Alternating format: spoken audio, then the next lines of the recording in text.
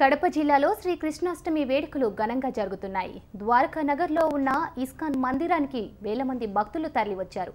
పరమనిష్టతో సమ్మోహనాచార్యుని అభిషేకించారు. ఇటు జిల్లాలోని కృష్ణ మందిరాలకు భక్తులు కిటకిటలాడుతున్నాయి. ఇటు చిన్నారులు కూడా శ్రీకృష్ణుడి రూపంలో సందడి చేశారు.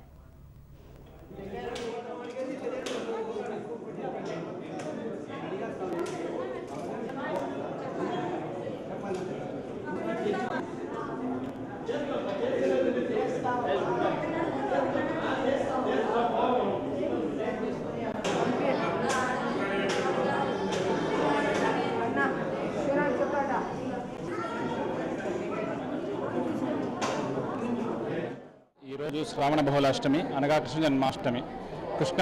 కృష్ణ ప్రణామి నపునర్భవాయ అని శాస్త్రవచనము. అనగా కృష్ణుని సేవించిన పునర్జన్మ ఉండకుండా మోక్షమే వస్తుందని శాస్త్రవచనము.